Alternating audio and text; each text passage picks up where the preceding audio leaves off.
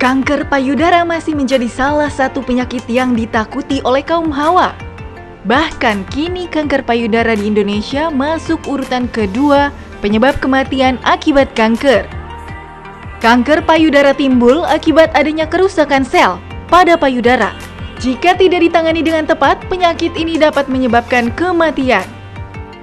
Seperti pengalaman pemirsa Hidup Sehat Plus berikut ini, yang telah melewati serangkaian pengobatan demi sembuh dari penyakit mematikan. Awalnya bukan kanker payudara, justru yang terdiagnosa adalah karena saya waktu itu masih menyusui, saya terdiagnosa pembengkakan saluran ASI. Nah, kemudian setelah dilakukan operasi pertama, ternyata ketika hasil biopsinya sudah keluar, hasil PA-nya sudah keluar, ternyata hasilnya adalah tumor ganas, yaitu kanker payudara. Terus terang sampai detik hari ini, saya masih antara percaya dan nggak percaya kalau saya tuh terkena penyakit kanker payudara, karena selama ini saya cuma dengar-dengar di TV, di radio gitu kan ya. Hingga akhirnya ketika di depan saya sendiri Dr. Farida menyampaikan bahwa saya terkena kanker payudara pada saat itu, dan sampai detik ini saya belum pernah nangis, terus terang aja. Support dari keluarga, dari suami saya gitu.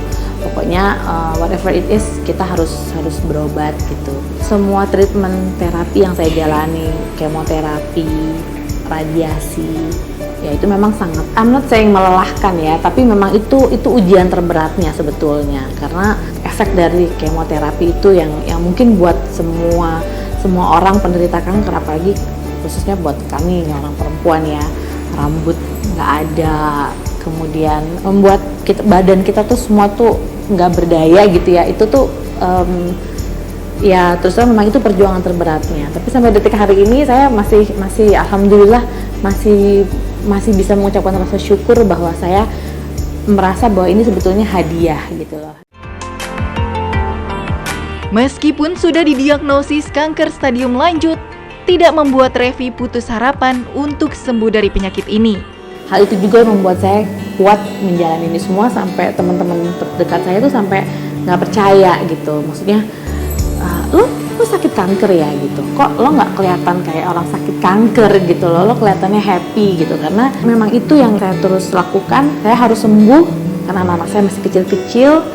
Paling tidak saya bukan sembuh untuk diri saya sendiri, tapi saya sembuh untuk anak-anak saya.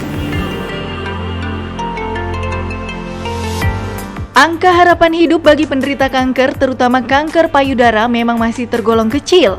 Namun, tidak menutup kemungkinan untuk dapat sembuh seperti sedia kala, seperti yang dipaparkan oleh Dr. Farida berikut ini.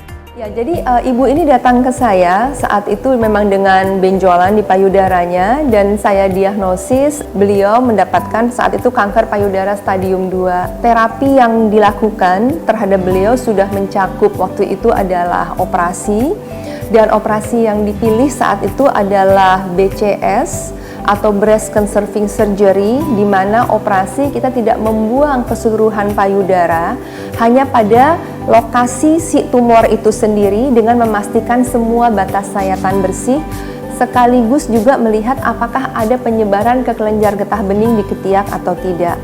Karena memang kaidah operasi pada kanker payudara bukan hanya menangani yang di payudaranya juga, tapi kalau sudah kanker kita harus melihat apakah ada penyebaran kelenjar getah bening di ketiak atau tidak, karena ini adalah tempat penyebaran yang pertama.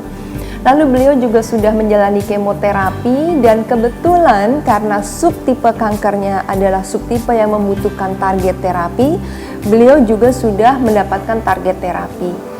Pengobatan kemoterapi, target terapi alhamdulillah sudah selesai beliau jalani dengan lika-likunya, dan saat ini beliau sedang dalam tahap surveillance saja. Jadi surveillance ini artinya hanya kita kontrol teratur.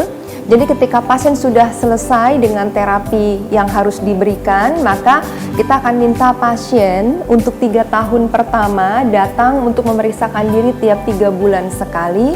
Tahun keempat dan kelima, jika dalam 3 tahun pertama tidak ada kekambuhan, selama 6 bulan sekali.